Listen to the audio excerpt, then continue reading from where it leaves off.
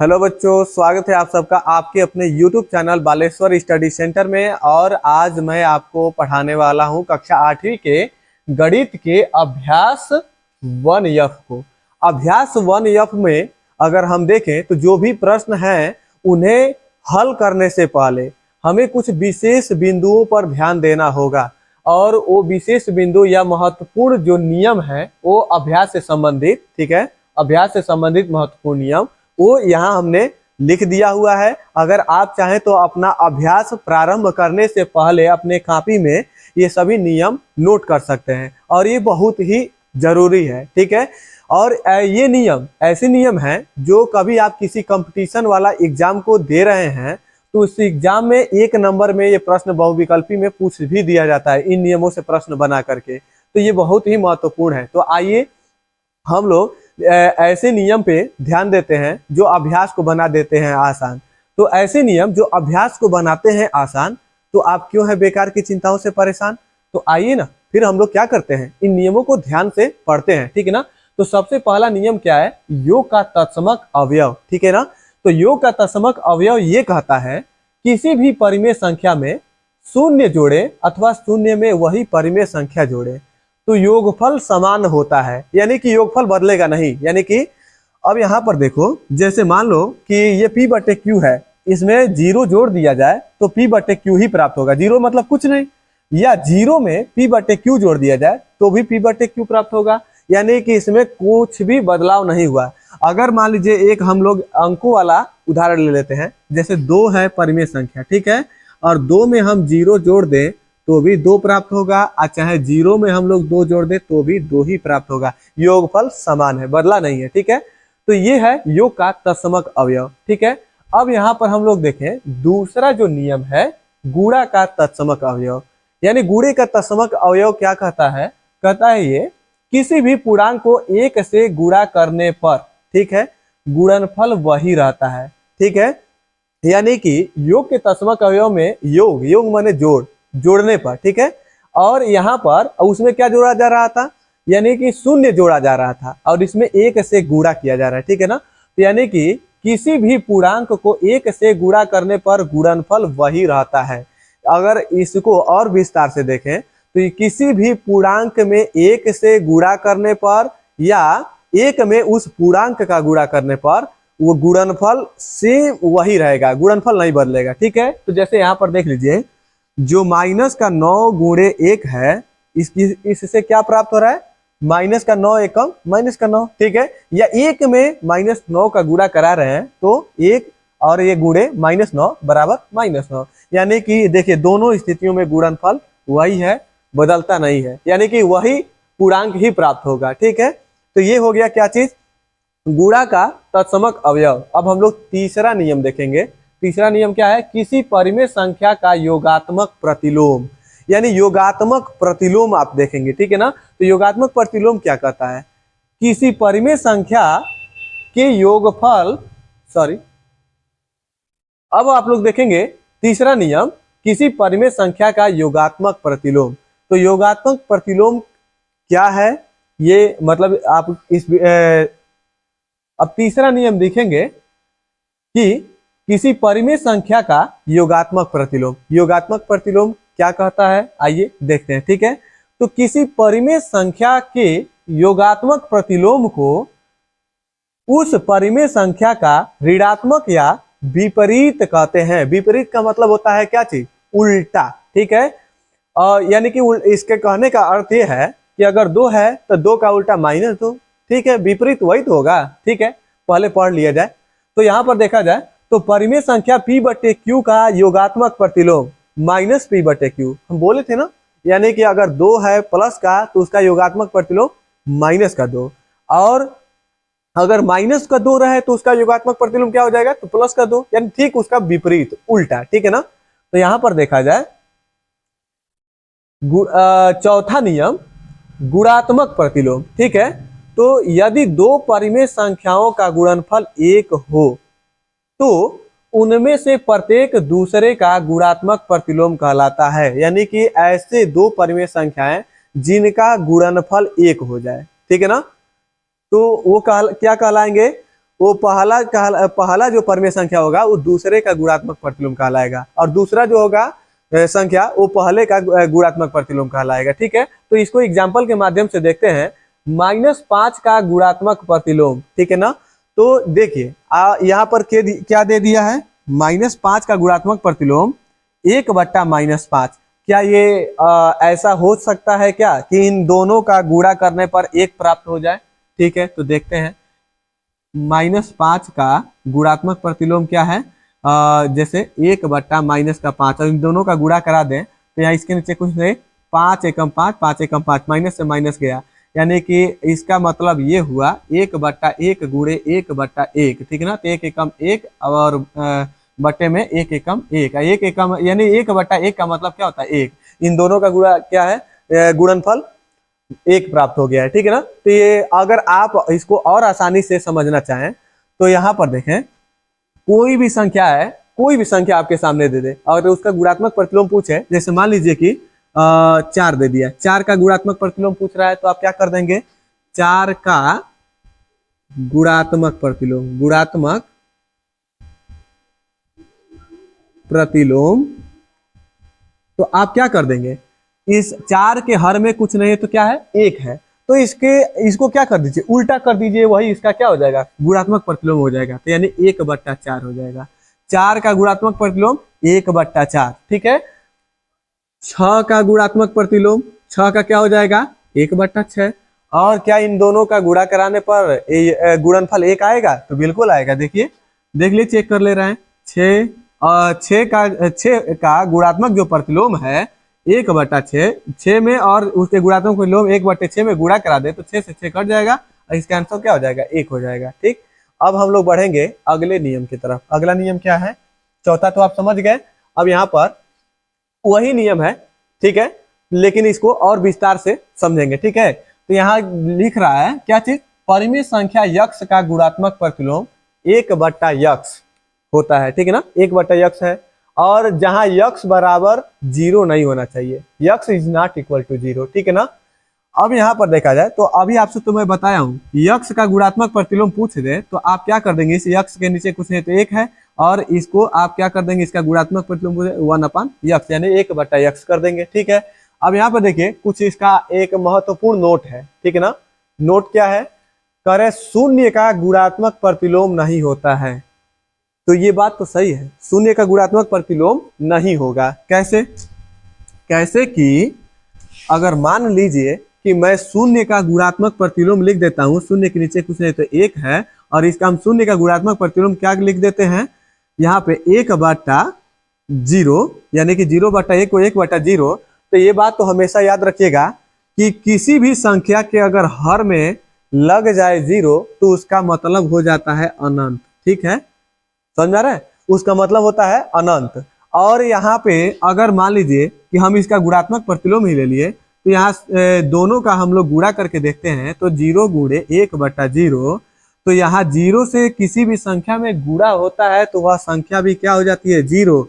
तो अभी हम लोग गुणात्मक प्रतिलोम में क्या पढ़े थे, हम लोग पढ़े थे कि यदि दो परिमेय संख्याओं का गुणनफल 1 हो तो उनमें से प्रत्येक दूसरे का गुणात्मक प्रतिलोम कहलाता है। तो इन दोनों का गुणनफल 1 कहाँ हो रहा है, नहीं हो रहा है, 0 हो जा रहा है। ठीक है, तो शून्य का गुणात्मक प्रतिलोम नहीं होता है। ठीक है, अब यहाँ पर अगला बिंदु हम लोग देखते हैं, किसी परिमेय संख्या के गुणात्मक प्रतिलोम को उस परिमेय संख्या का व्युत्क्रम का भी कहते हैं। तो व्युत्क्रम का मतलब क्या होता है, उल्टा। ठीक है ना, तो यहाँ हम आपसे बोले तो हैं, अगर कोई परिमेय संख्या मान लीजिए कि 3 है तो 3 का हम लोग क्या कर दे, गुणात्मक प्रतिलोम लिखें तो ये इसके नीचे कुछ नहीं तो क्या है, 1 है इसके हर में, तो इसका हम लोग उल्टा कर देंगे, 1/3 कर देंगे, तो इसका गुणात्मक प्रतिलोम हो जाएगा। ठीक है ना, तो ये बात आप लोग समझ रहे होंगे ये आसानी से।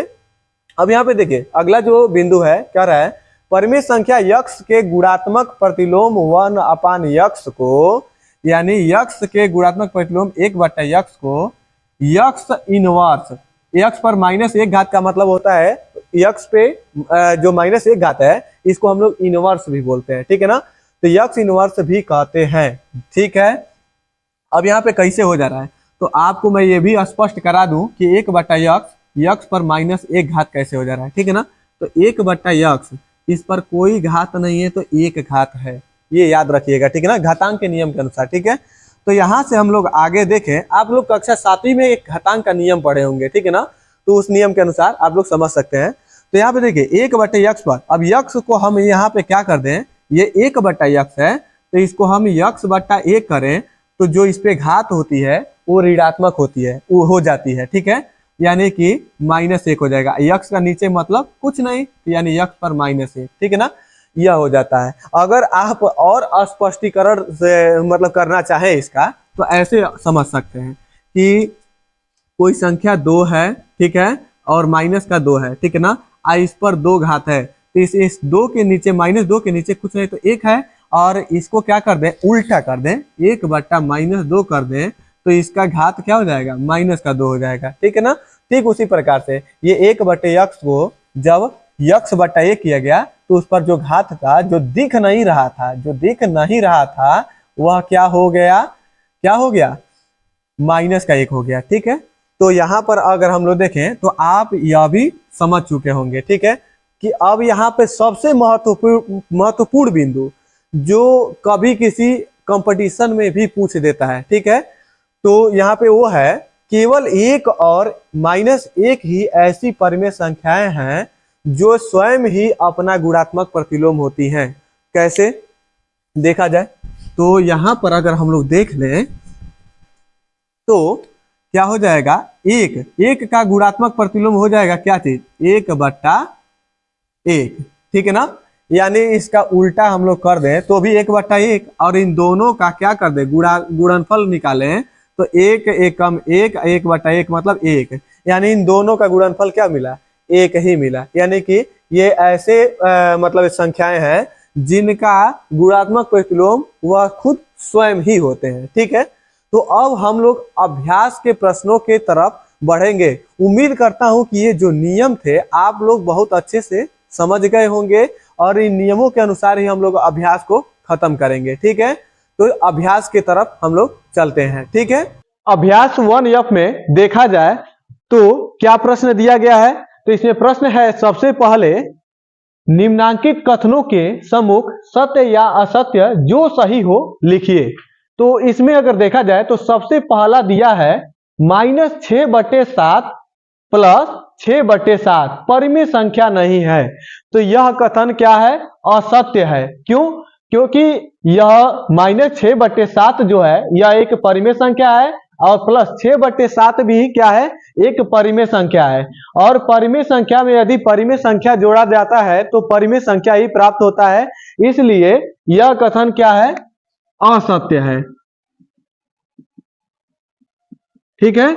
और इसके बाद से देखा जाए तो जो दूसरा प्रश्न है, परिमेय संख्याओं में योग का तत्समक अवयव 0 है, तो ये कथन जो है सत्य है, क्योंकि परिमेय संख्या में यदि 0 जोड़ा जाए अथवा 0 में वही परिमेय संख्या जोड़ा जाए तो योगफल समान रहता है। मैं आपको योग के तत्समक अवयव के नियमानुसार बताया हूं, ठीक है, तो उसके अनुसार यह कथन क्या है, सत्य है, ठीक।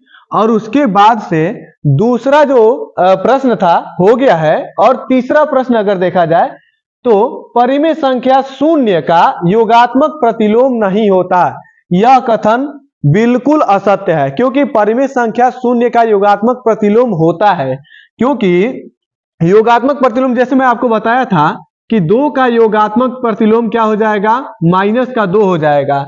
इसी तरह से यानी कि अगर देखा जाए तो 3 का योगात्मक प्रतिलोम कैसे पता करते हैं, कैसे निकालते हैं, तो यहां 3 का योगात्मक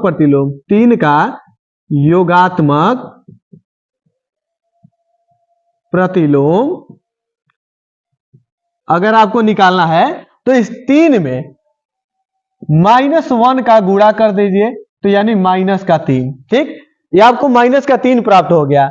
ये 2 में -1 का गुणा कर दीजिए तो -2 प्राप्त हो जाएगा। यानी किसी भी संख्या का योगात्मक प्रतिलोम निकालना है तो उसमें -1 से गुणा कर दीजिए, तो 0 का योगात्मक प्रतिलोम निकाले अगर तो जीरो में -1 से गुणा कर देंगे तो जीरो आ जाएगा। जीरो का योगात्मक प्रतिलोम क्या हो जाएगा? जीरो हो जाएगा। जीरो एक ऐसा संख्या है जिसका न तो मतलब से मान धनात्मक होता है और न ही ऋणात्मक। ये न तो धनात्मक होता है और न ही ऋणात्मक, ठीक है। तो शून्य का योगात्मक प्रतिलोम होता है और ये कह रहा है नहीं होता है, इसलिए यह कथन क्या है? असत्य है, ठीक। और उसके बाद से अगले प्रश्न को देखें। किसी ऋणात्मक परिमेय संख्या का योगात्मक प्रतिलोम एक धनात्मक परिमेय संख्या होती है। यह कथन देख लिया जाए, चेक कर लिया जाए। मान लीजिए कि कोई ऋणात्मक परिमेय संख्या 2 है, इसका योगात्मक प्रतिलोम निकालें तो -2 का योगात्मक प्रतिलोम तो हम बताए ही आपको कि जब किसी भी संख्या का योगात्मक प्रतिलोम निकालना है तो उसमें -1 से गुणा करा दीजिए। तो -2 गुणे -1, तो यहाँ माइनस गुणे माइनस प्लस और 2 एकम 2, प्लस का 2 मिला है, यानी कि ऋणात्मक परिमेय संख्या का योगात्मक प्रतिलोम धनात्मक परिमेय संख्या मिलती है। क्या यही बोल रहा है? किसी ऋणात्मक परिमेय संख्या का योगात्मक प्रतिलोम एक धनात्मक परिमेय संख्या होती है, तो धनात्मक मिली है, इसलिए यह कथन क्या है? सत्य है, ठीक। अब इसके बाद से अगला है परिमेय संख्याओं में घटाने का तत्समक अवयव शून्य है। तो जहां तक मैं आपको बता दूं कि परिमेय संख्या में घटाने का तत्समक अवयव शून्य नहीं होता है, इसलिए यह कथन क्या है? असत्य है, असत्य है, ठीक। अब इसके बाद से अगला देखा जाए, परिमेय संख्याओं में गुणा का तत्समक अवयव 1 है। यह कथन क्या हो जाएगा? सत्य हो जाएगा। अगर आपको विस्तार से देखना है तो परिभाषा एक बार देख लीजिए, ठीक है। अब इसके बाद से एक ऋणात्मक परिमेय संख्या का गुणात्मक प्रतिलोम एक ऋणात्मक परिमेय संख्या होती है, यानी कि गुणात्मक प्रतिलोम। यानी कि अभी आप देखें तो जो परिभाषा हम आपको दिए हैं उस परिभाषा के अनुसार अगर देखा जाए तो इसको चेक भी कर लिया जाएगा। एक ऋणात्मक परिमेय संख्या का गुणात्मक प्रतिलोम, यानी कि गुणात्मक प्रतिलोम यानी ठीक उसका उल्टा, विपरीत, ठीक है ना। यानी कि अगर देखा जाए तो गुणात्मक प्रतिलोम एक ऋणात्मक परिमेय संख्या होती है, यानी किसी ऋणात्मक परिमेय संख्या का गुणात्मक प्रतिलोम भी ऋणात्मक परिमेय संख्या ही होगी। अगर मान लीजिए कि ये -2 है, इसका गुणात्मक प्रतिलोम निकाले तो इसका गुणात्मक प्रतिलोम क्या हो जाएगा? इस 2 के नीचे कुछ नहीं तो 1 है, और इसको हम क्या कर देंगे? उल्टा कर देंगे तो ये इसका गुणात्मक प्रतिलोम निकल जाएगा। यानी कि अगर देखा जाए तो -2 का गुणात्मक प्रतिलोम क्या हो जाएगा? 1/-2, यानी ये ऋणात्मक यहां भी था, इसका गुणात्मक प्रतिलोम निकाला गया तो भी ऋणात्मक परिमेय संख्या मिला, इसलिए यह कथन भी क्या हो जाएगा? सत्य हो जाएगा, ठीक है। अब सत्य और असत्य में जो लास्ट रहेगा उसको देखेंगे तो दिया है क्या चीज? यदि परिमेय संख्या यक्ष का योगात्मक प्रतिलोम यक्ष है तो यक्ष बराबर 0, तो क्या यह सत्य है या असत्य? तो यह कथन सत्य है, क्योंकि यहां पर देखा जाए तो योगात्मक प्रतिलोम निकालें तो अगर हम लोग 0 का योगात्मक प्रतिलोम निकालें तो क्या मिलेगा? 0 गुणे -1 बराबर 0, यानी 0 ही रहेगा तभी उसका योगात्मक प्रतिलोम 0 आएगा। अगर हम यक्ष का मान 0 रखें तो इसका योगात्मक प्रतिलोम यक्ष है, तो यानी उसका मतलब 0 है, 0 का ही योगात्मक प्रतिलोम 0 होता है, ठीक है। तो फाइनली आपको सत्य और असत्य कथन वाले सभी जो प्रश्न थे समझ में आ गए होंगे। तो अब हम लोग बढ़ते हैं प्रश्न नंबर 2 की तरफ। इस अभ्यास का जो दूसरा प्रश्न है क्या कर रहा है? निम्नांकित को अपनी अभ्यास पुस्तिका पर उतार कर रिक्त स्थानों की पूर्ति कीजिए, यानी इन्हें अपने अभ्यास पुस्तिका पर उतार लीजिए और फिर रिक्त स्थानों की पूर्ति कीजिए। तो यहाँ रिक्त स्थानों की पूर्ति करने के लिए क्या करना होगा?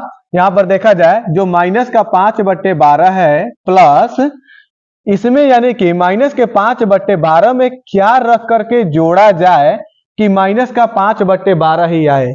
अच्छा ये बताइए, आपके पास 10 रुपए हैं, 10 रुपए में क्या जोड़ेंगे कि आपके पास 10 ही रुपया रहे, क्या जोड़ेंगे? यानी एक भी रुपया नहीं, और एक भी रुपया नहीं का मतलब क्या होता है?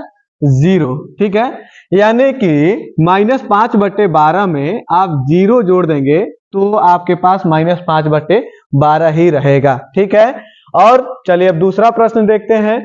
-4/5 में से क्या अब घटा देंगे कि यहाँ पे जीरो हो जाए?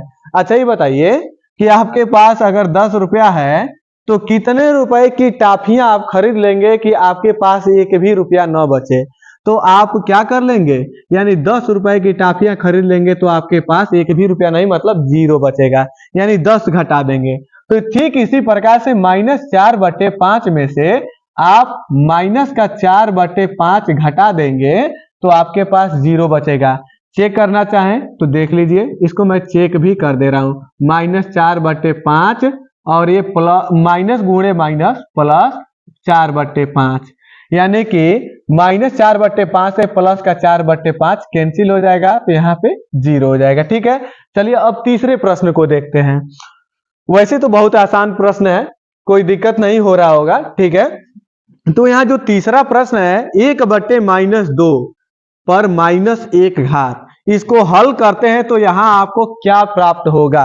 तो यहाँ पर देखा जाए तो जो 1/2 है, यानी एक चीज मैं आपको विशेष करके बता दूं कि अगर ये 2 है, ठीक, और इस पर 1 घात है तो इस 2 के हर में कुछ नहीं है, इसको मैं 1 है तो इसको मैं उल्टा करता हूं 1/2, इसका मैं व्युत्क्रम करूं तो ये घात -1 घात हो जाएगा। ठीक, और इसको मैं सीधा करता हूं, पुनः इसको मैं क्या कर दूं, सीधा कर दूं, 2/1 कर दूं तो यह घात जो है वो +1 घात हो जाएगा, यानी इस तरह से घात चेंज हो जाएगा। ठीक उसी प्रकार से ये जो 1/-2 है, इसको मैं क्या कर दूं, सीधा कर दूं, क्या कर दूं, सीधा कर दूं, तो 1/-2 जो है इस पर -1 घात है, इसको सीधा कर दूं तो -2/1, तो इस पर घात क्या हो जाएगा, +1 घात, और +1 घात रहे तो उसका मतलब कुछ नहीं और वही रहेगा, संख्या वही रहेगी, तो यहां पर क्या भर दिया जाएगा, -2।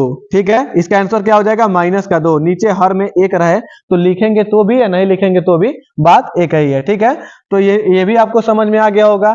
ठीक है, अब चौथा प्रश्न देखा जाए तो चौथा प्रश्न ठीक उसी प्रकार से है जिस तरह से हमने इस प्रश्न को किया है। इस प्रश्न को पहले अंदर छोटे ब्रैकेट को तोड़ करके हल कर लेंगे और फिर उल्टा कर देंगे। ठीक, तो यहां पर देखा जाए तो क्या हो जाएगा, छोटे ब्रैकेट को तोड़ देते हैं तो -2/3 और उसके बाद से गुणे 3/4, 2 एकम 2 और 2 दूना 4। ठीक, और यहाँ पर 3 एकम 3 और 3 एकम 3। अब इसका हम लोग देखें हल करके तो क्या मिलता है, -1 बट्टा में 1 दूम 2, यानी 1 एकम 1 और ये -1 और बट्टे में 2।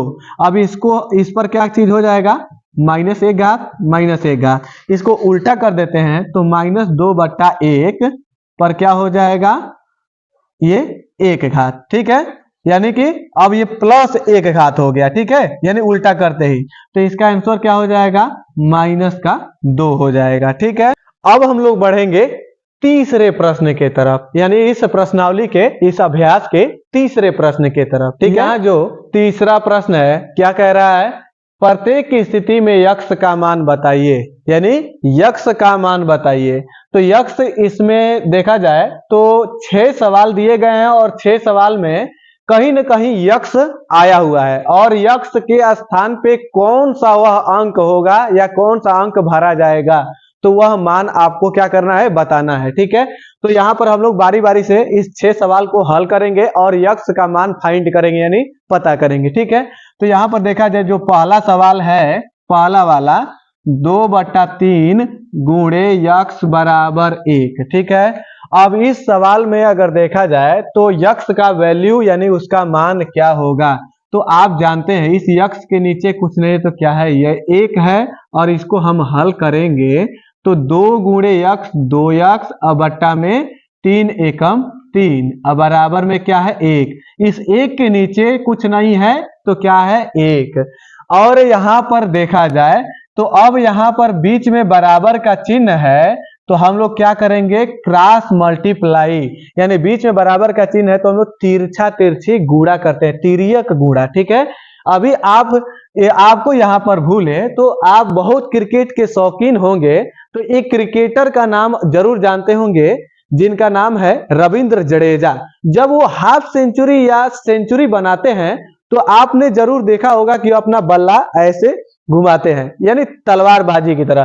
ठीक उसी प्रकार से हम क्या करेंगे, इसमें गुणा करेंगे, यानी तिरछा तिरछी गुणा। ठीक है, और क्या हो जाएगा यहाँ पे, या अब तिरछा तिरछी गुणा करने का मतलब दो गुणे जो यक्स यानी 2x है, इसका गुणा होगा 1 के साथ, तो 2x गुणे 1 बराबर में 3 गुणे 1, 3 गुणे 1।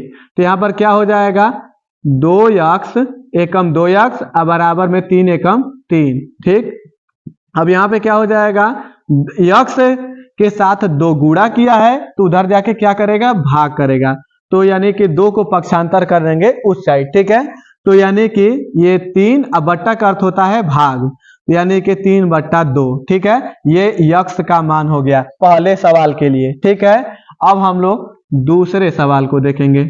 दूसरे सवाल को तो माइनस का 3/4 और प्लस का यक्स बराबर में 0। ठीक है, अब यहां पर देखा जाए, ठीक है, तो इधर जो माइनस का 3/4 है, अगर उधर 0 की तरफ पक्षांतर कर दें तो क्या हो जाएगा, अगर हमें यक्स का मान पता करना है तो यक्स जिस तरफ भी रहेगा अकेले रहेगा।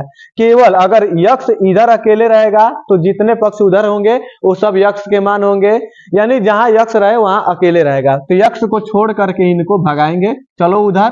ठीक, तो यहाँ पर यक्स बच जाएगा और माइनस का 3/4 उधर जाके क्या हो जाएगा, 0 + 3/4।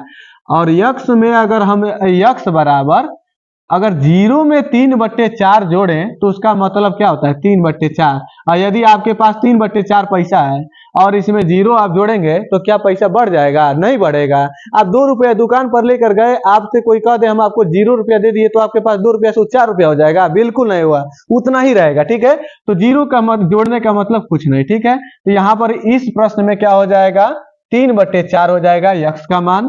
अब हम लोग बढ़ेंगे तीसरे के लिए। ठीक, तीसरा क्या कह रहा है, यक्स गुणे माइनस का 5/4। ठीक, और उसके बाद से बराबर में 1।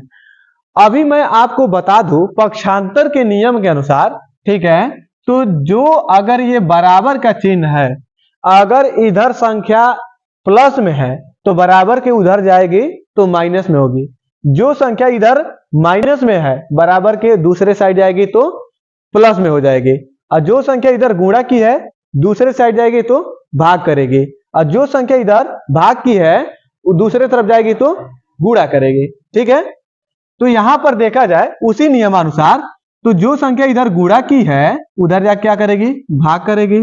तो हल करते हैं हम लोग, तो यहां हो जाएगा यक्स, और ये गुणा किया है -5/4, उधर जाके क्या करेगा, भाग करेगा, तो 1 भागा माइनस का 5/4। ये 1 के बट्टे में भी इसको ले सकते हैं। ठीक है, लेकिन मैं यहाँ आपको आसानी से समझाने के लिए ऐसे कर रहा हूँ। 1 और भाग को बदलेंगे गुणा में तो ये उल्टा हो जाएगा, यानी इसका व्युत्क्रम, व्युत्क्रम माने उल्टा, 4/5 हो जाएगा। ठीक है, और माइनस का ही। ठीक है, तो यक्स बराबर क्या हो जाएगा, 4 एकम 4, और ये प्लस गुणे माइनस माइनस, और यहाँ पे नीचे क्या हो जाएगा, इस 1 के नीचे कुछ नहीं तो 5 एकम 5। ये इस प्रश्न में, यानी कि जो तीसरे वाले प्रश्न में या तीसरे सवाल में यक्स का वैल्यू -4/5 हो जाएगा। ठीक है, अब हम लोग बढ़ते हैं चौथे के लिए। ठीक है, चौथा के लिए, अब यहाँ चौथा प्रश्न क्या कह रहा है, यक्स गुणे माइनस का 6 बट्टा माइनस का 7 बराबर 1। अब इसमें बताइए कि क्या होगा, यानी कि अगर इसको हल कर दें तो क्या हो जाएगा, यक्स और ये जो गुणा किया है माइनस का 6 बट्टा माइनस का 7, पहले इसको ऐसे ही उतार लो, क्योंकि इस माइनस के माइनस को हम क्या कर दें, काट दें। क्यों, क्योंकि ऊपर भी अंश में भी माइनस, हर में भी माइनस, तो यानी माइनस से माइनस हो गया कैंसिल। और प्रश्न में यहाँ हम नहीं काट सकते क्योंकि प्रश्न में दिया हुआ है, तो प्रश्न में आप नहीं काटेंगे, ठीक है, उसके हल करते हुए मान में काटेंगे, ठीक है। यानी कि यहाँ पर यक्स और गुणे क्या हो गया 6/7 बराबर 1। अब इधर 6/7 गुणा किया, उधर जाके क्या करेगा भाग करेगा, तो यक्स बराबर 1 भागा 6/7 और इस एक के नीचे कुछ नहीं तो 1।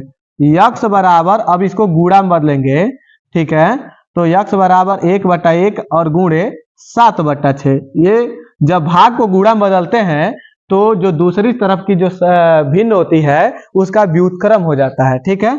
तो यहाँ पे यक्स बराबर क्या हो जाएगा 1 7 7 1 6 6, ठीक है, 7/6, ठीक है ना। चौथे में क्या हो जाएगा यक्स का मान 7/6।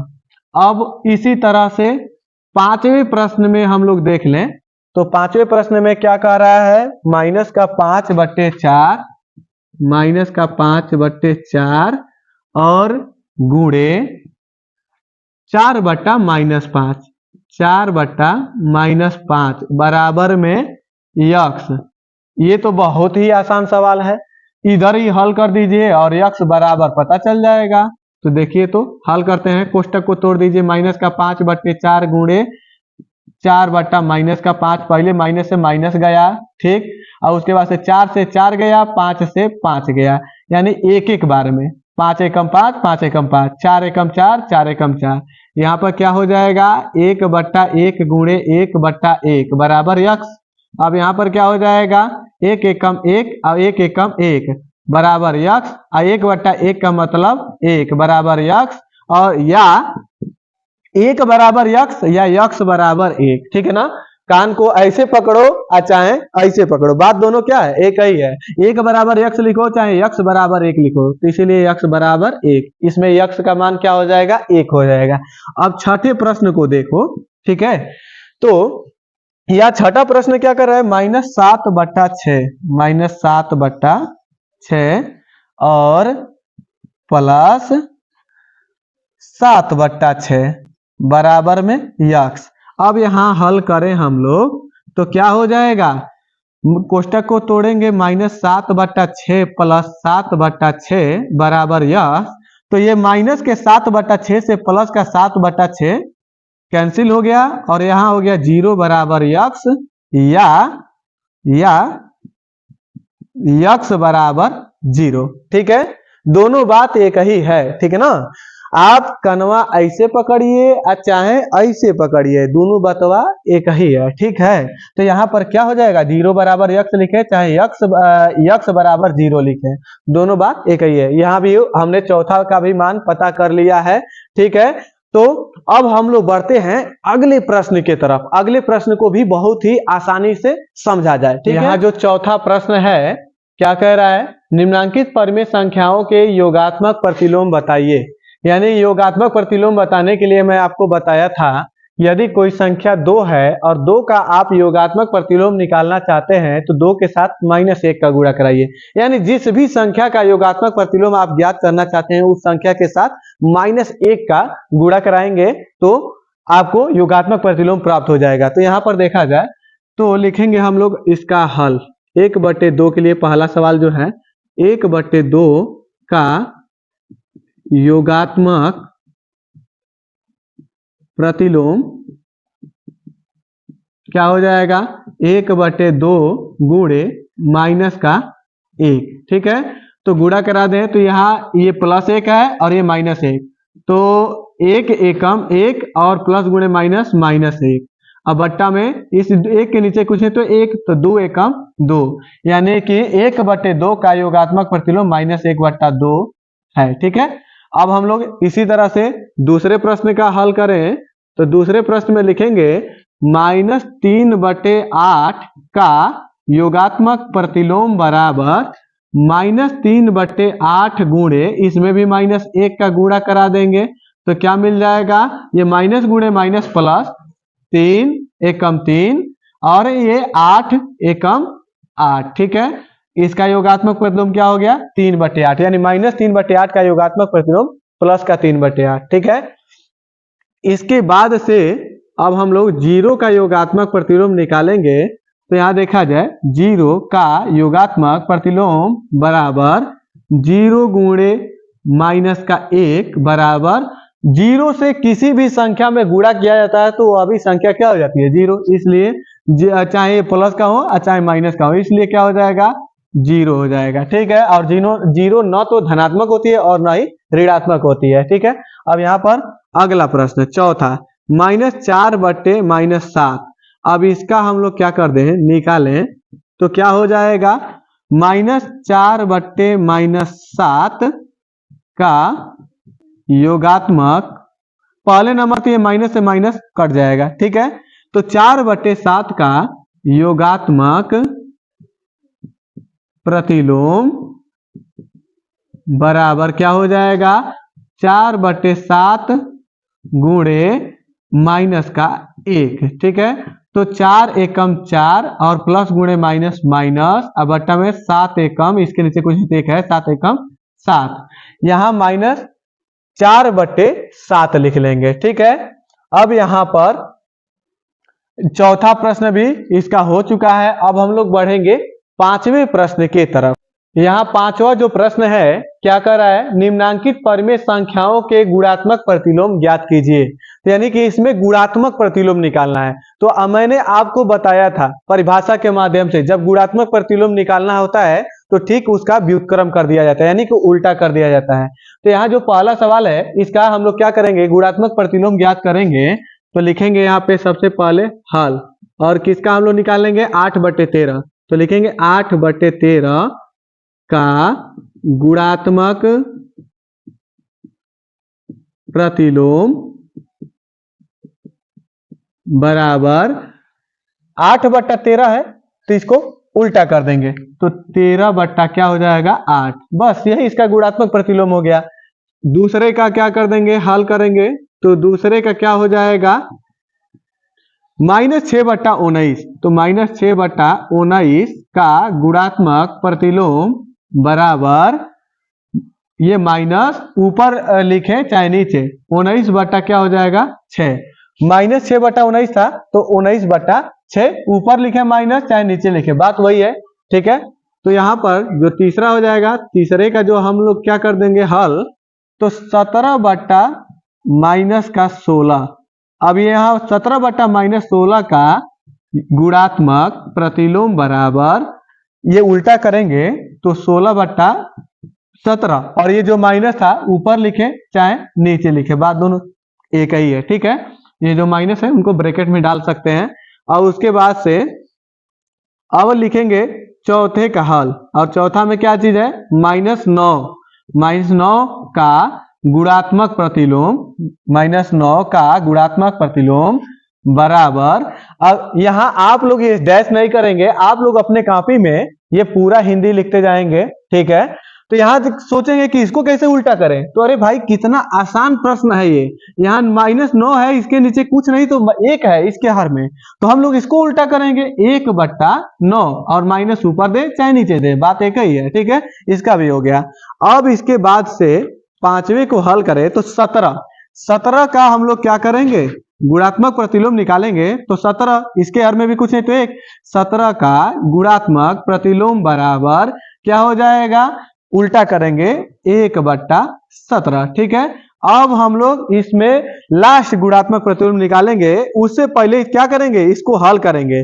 तो यहां पर देखा जाए तो 2/5 गुणे 9/4, पहले इसको हल करेंगे तभी इसका गुणात्मक प्रतिलोम निकालेंगे। तो यहां देखा जाए तो 2 एकम 2 और 2 दूना 4 कट गया, अब कोई कटने वाला है क्या, नहीं, तो यहां पर गुणा करा दीजिए, 9 एकम 9, अब बट्टा में 5 दूना 10, ठीक है। अब इसके बाद से लिखेंगे हल, इसका हल करेंगे तो लिखेंगे -9/10 का गुणात्मक प्रतिलोम बराबर 10/9, ठीक है। इसका भी हमने हल कर दिया। अब हम लोग इस प्रश्नावली के, इस अभ्यास के अंतिम प्रश्न को देखने वाले हैं, उसको भी समझने वाले हैं, और वह भी प्रश्न क्या होने वाला है, बहुत ही आसान होने वाला है। ठीक है, तो अंतिम प्रश्न को देखा जाए क्या चीज कहता है। तो इस अभ्यास का जो छठा सवाल है, कह रहा है सरल कीजिए। वाह, कितना खतरनाक सवाल है, ये तो बहुत ही खतरनाक सवाल है। देखो तू, ये तो डर लग रहा है इस सवाल से। कह रहा है -32 गुणे 5/-14 गुणे -3/-20 गुणे 0 गुणे -13/5। इतना बड़ा सवाल है ये तो बहुत खतरनाक है, लेकिन नहीं है, ये तो सबसे आसान है। आइए इनसे हम लोग सामना करते हैं। तो यहाँ पे हल, ठीक, बहुत एनर्जी के साथ हल लिखा गया है। तो यहाँ पर क्या करेंगे, तो इसको हल करते हैं। तो सबसे पहले यहाँ से हल करना शुरू करते हैं, क्योंकि यहाँ 0 है, ठीक है ना, और 0 से जिस संख्या में गुणा किया जाता है वो संख्या भी क्या हो जाती है, 0 हो जाती है। तो यहाँ पर -32 गुणे, उतारते जाइए, 5/-14 गुणे -3/-20 और गुणे 0 से इसमें गुणा करा दिए ये पूरे भिन्न में, तो ये भी हो गया 0। हम चाहे तो डायरेक्टली 0 लिख सकते हैं, लेकिन मजा कहाँ आएगा जब तक हम लोग एक एक सीढ़ी नहीं उतरेंगे। एक ही बार में हम लोग चढ़ जाए किसी ऊंचाई पर, तो कहाँ मजा आएगा, थोड़ा सीढ़ियों का भी आनंद लेना चाहिए। ठीक है, तो यहाँ फिर अगला स्टेप, -32 गुणे 5/-14 गुणे, अभी 0 से ये -3/-20 में गुणा होती है, ये भी 0 लीजिए -32 गुणे, अब ये 0 से 5/-14 में गुणा, ये भी 0। ठीक है, लीजिए अब आगे फिर बढ़िए, अब -32 से 0 में गुणा करा दिए, ये भी 0 हो गया काम तमाम इनका। अब ये प्रश्न का हल भी हो गया। उम्मीद करता हूं कि आप सबको आज का ये सभी प्रश्न बहुत ही अच्छे तरीके से समझ में आ गया होगा, और फिर हम लोग एक और बार मिलेंगे इसी तरह से प्रश्नों को आसान बनाते हुए। तब तक के लिए जय।